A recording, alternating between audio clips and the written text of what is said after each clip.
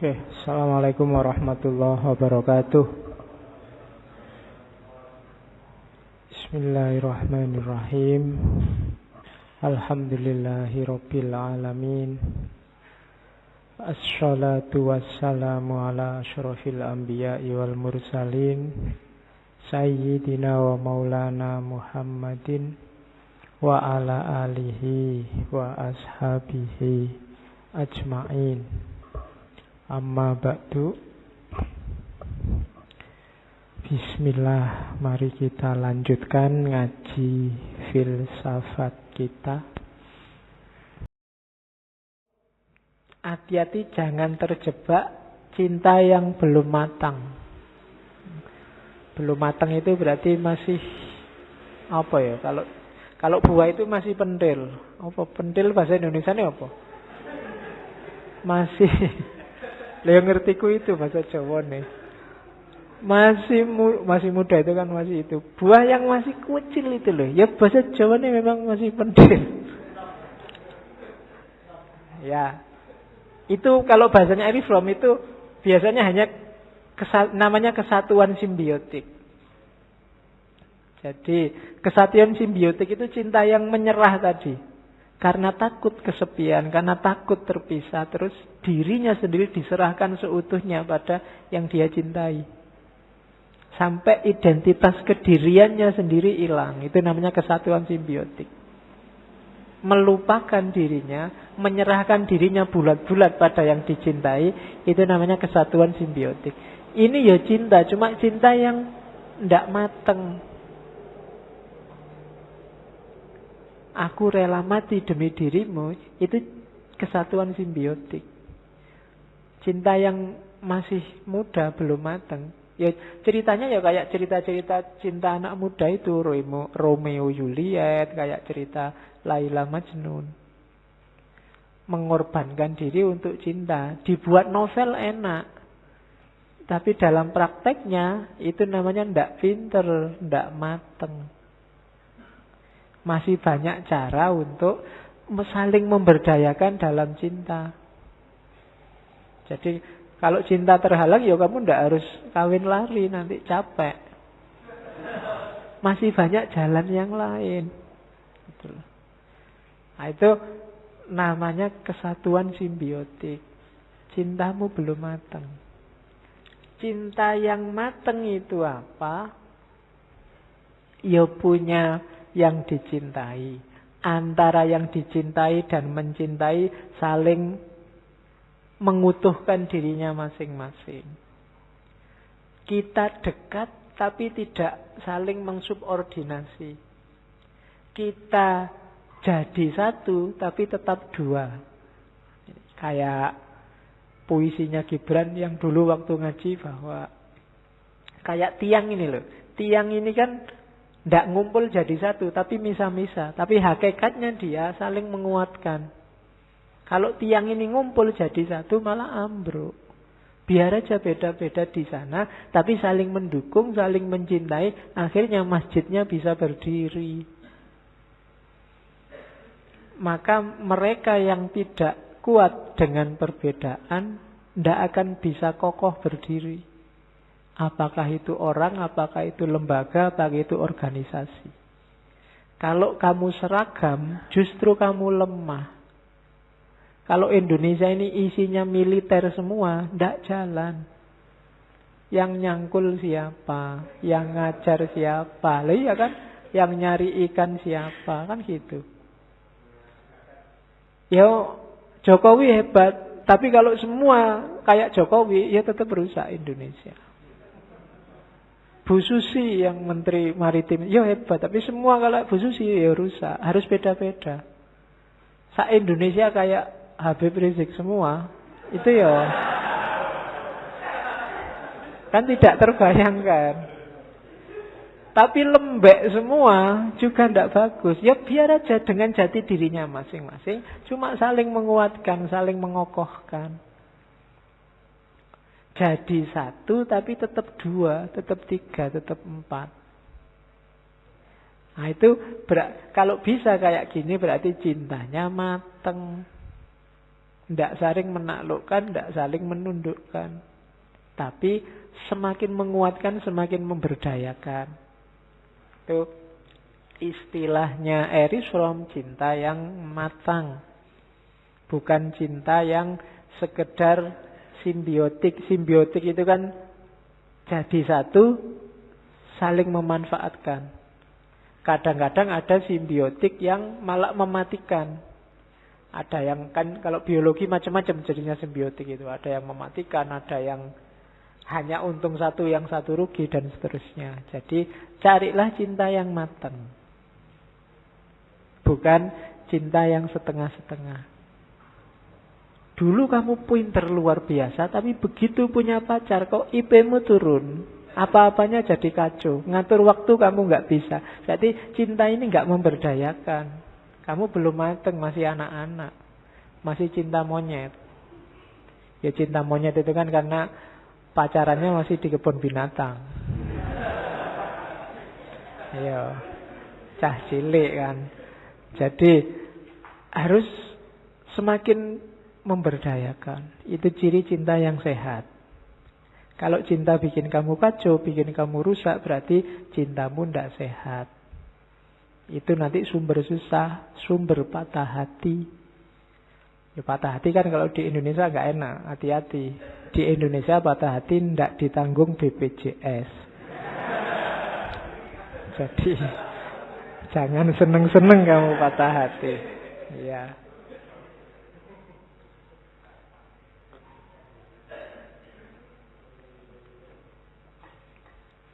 Terus. Oke. Nah, itu ada kalimat bagus. Infantile love. Cinta yang tidak matang. Infantile love follows the principle I love because I am loved. Mature love follows the principle I am loved because I love. Jadi, cinta yang kekanak-kanakan itu prinsipnya aku mencintai karena aku dicintai duluan. Tapi cinta yang matang, aku mencintai. Ya, aku dicintai karena aku sebelumnya mencintai.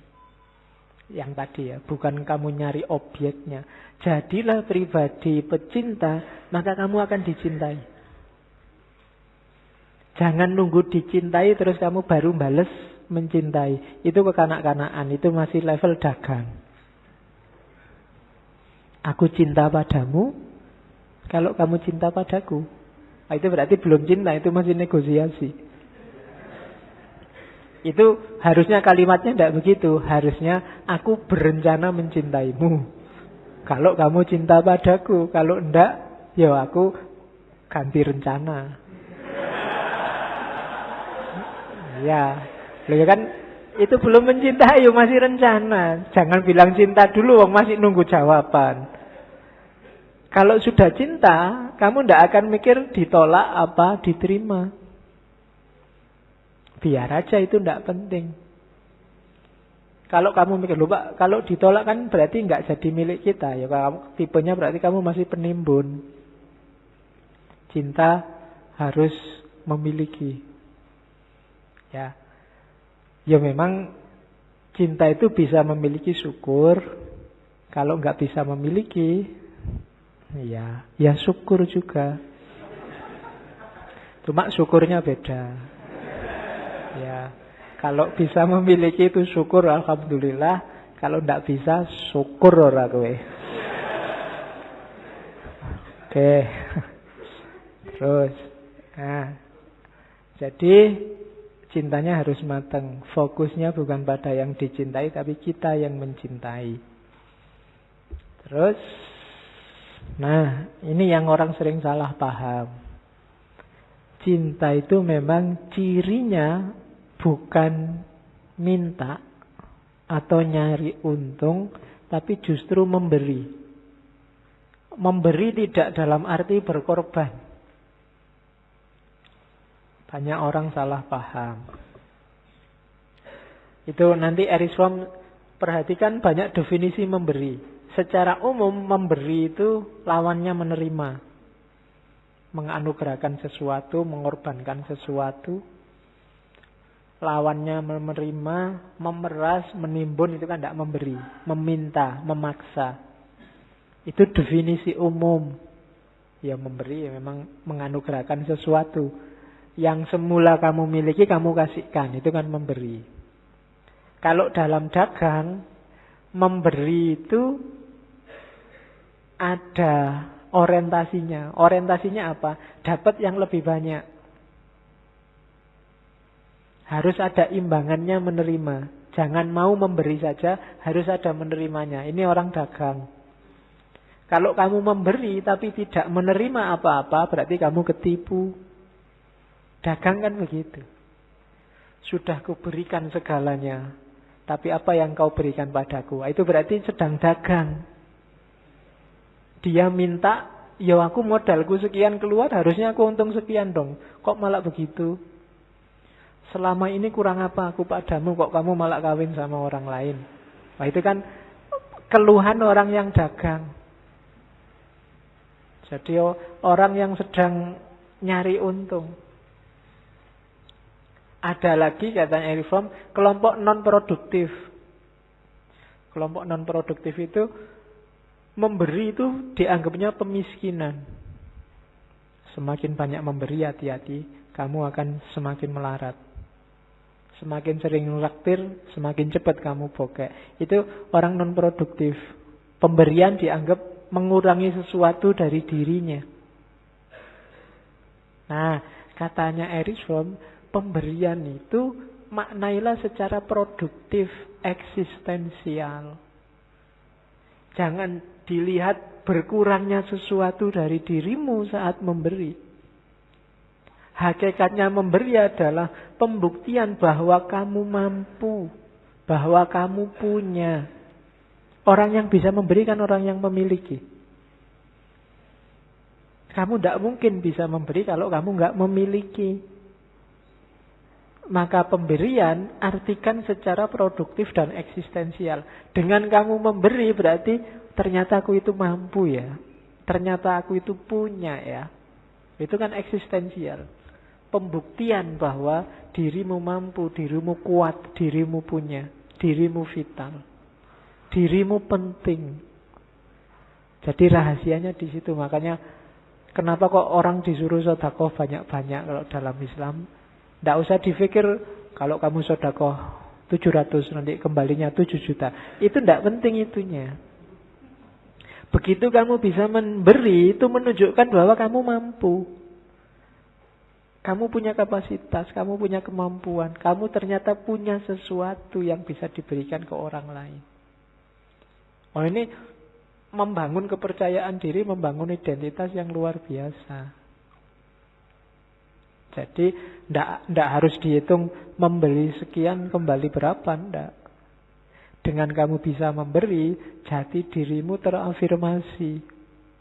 Oh, ternyata aku itu golongannya orang kuat, golongannya orang mampu. Cinta juga begitu. Makanya ada pepatah yang bilang kalau kamu memberi, kamu dapatnya lebih banyak. Dapat lebih banyak itu tidak harus 700 kembali 7 juta. Lebih banyak itu bentuknya bisa macam-macam. Termasuk tadi yang paling penting, afirmasi kemampuanmu, kapasitasmu. Sehingga jati dirimu terbangun. Kamu jadi sesuatu sekarang. Kalau kemarin sebelum kamu memberi, kamu seolah-olah nggak ada artinya. Tapi sekarang ketika kamu bisa memberi, jati dirimu sekarang sudah tegas. Oh, aku ini ada artinya. Hidupku ini tidak sia-sia. Itu memberi itu tidak harus barang. Jasa juga bisa. Tenaga juga bisa. Pengetahuan juga bisa. Apapun jenisnya memberi akan semakin menguatkan dirimu. Nasihat juga bisa. Bahkan senyuman juga bisa. Memberi senyum ke orang lain itu tidak gampang loh. Jangan salah. Kamu aja kan juga jarang. Paling kalau ketemu temanmu saja kan kamu senyum. Itu pun yang kenal.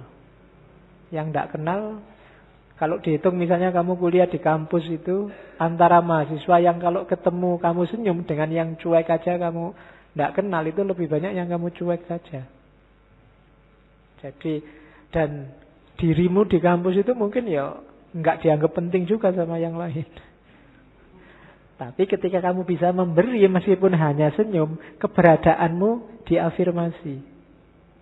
Mungkin kamu sering juga kan papasan sama orang, kamu sudah ancang-ancang senyum nih. Nah, dicuekin nggak jadi. Sudah. Iya.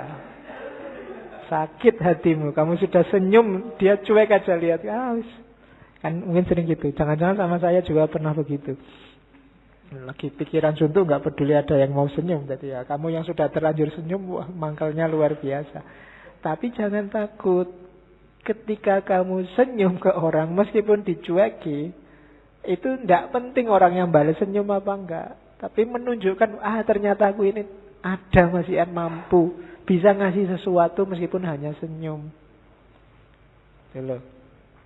Oke, jadi hakikatnya cinta nanti ada pada memberi. Yo, termasuk memberikan kebahagiaan, memberikan restu kalau dia kawin sama orang lain. Iya. Oke. Ya kan ada pepatahnya begitu, jangan khawatir. Kalau memang jodoh pasti ketemu di pelaminan. Cuma mungkin kamu jadi tamu.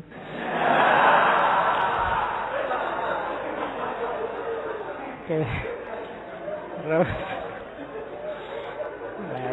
yo ketemu di pelaminan, cuma kamu jadi tamunya.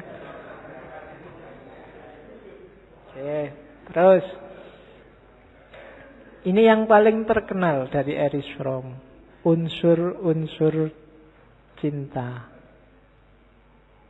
Nah, cinta yang memberdayakan, bukan cinta yang memperdayakan, itu cirinya 4. Ini ada di Art of Loving, bab-bab awal.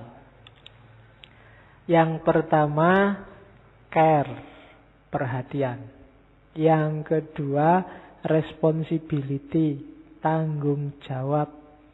Yang ketiga, respect, rasa hormat. Yang keempat, knowledge, pengetahuan.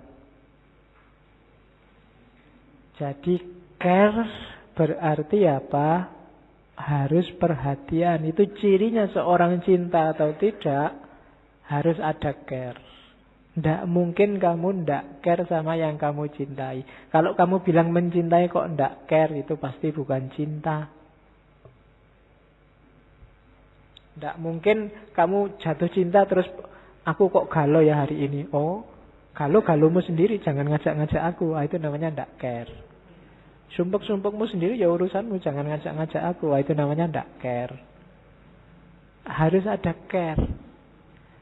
Maju mundurnya, sumpek sedihnya, sejahtera atau jatuhnya yang kamu cintai, jadi perhatianmu. Kamu harus peduli.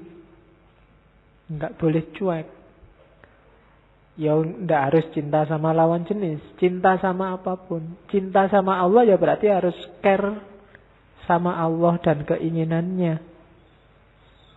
Enggak boleh enggak care. Enggak boleh misalnya kamu bilang cinta sama Allah tapi dosanya jalan terus. Kok jalan? Enggak apa-apa lah. Allah kan maha pemaaf, dicuekin aja nanti kita tinggal minta maaf. Enggak boleh, itu berarti enggak cinta.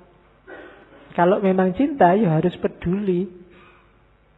Kalau cinta sama Indonesia juga harus peduli. Alah Pak, Indonesia sudah ada yang ngurus, saya enggak usah mikir lah. Sudah banyak orang pintar yang mikir. Itu namanya enggak care. Kalau memang care ya peduli. Ikut prihatin saya, tidak apa-apa, paling tidak ikut prihatin. Meskipun mungkin itu basa-basi. Tapi menunjukkan bahwa kamu care. Jadi ciri pertama itu. Kalau care aja tidak ada, pasti bukan cinta. Kok kamu punya teman dekat, kamu bilang, malam ini perasaanku kok tidak tenang ya. Udah gak usah ganggu orang tidur. Nah itu tidak care namanya, tidak peduli. Harus care. Yang kedua, responsibility. Responsibility itu ikut bertanggung jawab.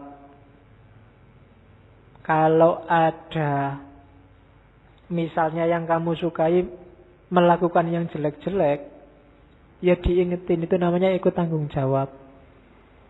Jangan begitu. Jangan nekat. Jangan curang, nanti kamu susah. Itu namanya ikut tanggung jawab. Bukan kamu-kamu, aku-aku. Itu namanya nggak responsibel. Biar aja urusannya sendiri-sendiri. Nggak bisa. Itu namanya nggak responsibel. Meskipun tanggung jawab ini bukan berarti dominasi atau mendikte pasanganmu. Tanggung jawab berarti apa? Ikut terlibat demi kebaikannya, demi kemajuannya, demi kesejahteraannya. Jadi setelah care harus responsibel. Setelah kamu bilang saya prihatin, itu harus tanggung jawabnya selanjutnya gimana kalau prihatin? Apa yang harus dilakukan? Itu namanya tanggung jawab. Malam ini perasaanku kok tidak enak ya. Ya aku ikut prihatin dengan perasaanmu. Kalau cuma itu dok, tidak ada. Terus apa yang harus kamu lakukan? Itu namanya nggak ada responsibel. Yo, mungkin kamu nambah, kamu malam ini galau toh. Ya sudah, mau ditemenin apa mau, itu namanya responsibel. Jalan keluarnya kira-kira apa ya? Itu namanya ikut responsibel, ikut tanggung jawab. Nggak cuma ikut bela sungkawa, nggak cuma ikut simpati, nggak cuma ikut prihatin. Ya peduli. Cuma harus ada responsibility. Tidak bisa berhenti di care. Kalau hanya bilang I love you dan peduli saja, disuruh jemput tidak mau, disuruh neraktir alasan terus, disuruh menemani alasan lagi, itu berarti tidak responsibel. Dalam responsibility disitulah bareng-bareng berkembang menjadi pribadi yang lebih baik. Terus setelah responsibel apa? Respect. Respect itu berarti apa? Kita berdua saling mencintai jadi satu, tapi masing-masing punya karakter, punya ciri, punya kebiasaan sendiri, punya pola berpikir sendiri, dihargai. Itu namanya respect. Misalnya kamu punya teman satu kamar kos, dia tidak bisa tidur kalau lampunya nyala. Sementara kamu suka kalau kamu lampu nyala, malah tidurmu nyenyak. Kalau lampunya mati, malah kamu tidak bisa tidur. Ini kan tabrakan. Kalau memang saling menyayangi sesama saudara, sesama teman, masing-masing harus respect. Bikinlah strategi biar yang satu bisa tidur, yang satu juga bisa tidur. Kalau tidak tidur, tidak usah tidur dua-duanya. Itu saling menghargai. Misalnya yang lampunya harus mati, tidurnya belakangan. Atau yang lampunya harus hidup, tidurnya belakangan. Keluar dulu, lampu dinyalakan, tidur. Terus yang lampunya harus mati, begitu yang ini sudah tidur, masuk kamar, lampunya dimatiin. Itu namanya tetap saling menghargai, tidak saling memaksakan. Tidak boleh dipaksa. Menurutku tetap lebih rasional lampu dimatikan. Yang satu tidak, tetap lebih rasional lampu dinyalakan. Terus kamu gegeran. Hari ini kan begitu, tidak saling menghormati. Berarti tidak ada cinta di antara kita. Ya, jadi orang Indonesia kan sekarang gegeran terus, merasa argumennya yang paling benar. Ya mungkin argumenmu benar, cuma gegeran itu menunjukkan apa? Tidak ada respect, tidak ada saling menghargai. Nah, untuk care, responsibility dan respect ini pas porsi dan proporsinya, butuh yang terakhir, knowledge, pengetahuan. Kamu harus mau memahami dia. Jangan menutup diri. Harus paham. Kalau bahasanya hari ini mutual understanding, saling memahami. Ini biasanya gimana ya?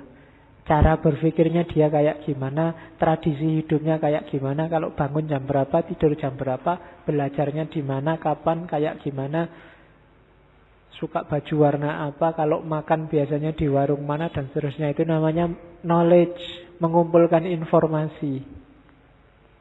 Dari situ, dari knowledge inilah kamu bisa care secara tepat, bisa responsible, bisa respect. Kamu alergi kucing, pacarmu penyayang kucing. Wah, itu kan butuh knowledge, saling memahami. Kalau enggak gitu mesti gegeran, putus gara-gara kucing. Iya, kan bisa kayak gitu. Itu yang bikin kadang-kadang urusan kecil aja terus gegerannya berminggu-minggu. Kenapa? Enggak ada saling respect. Kenapa enggak bisa respect? Karena enggak punya pengetahuan. Enggak ngerti. Maka butuh knowledge.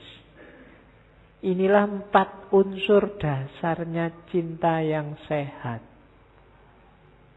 Kalau 4 atau salah satu dari 4 ini tidak ada, ya cintamu terancam bahaya. Kalau sudah tidak care, tidak mau responsible, tidak respect, dan tidak mau tahu, tidak saling tahu menahu, itu alamat wallahu a'lam bishawab. Ya, jadi perhatikan 4 unsur dasar ini.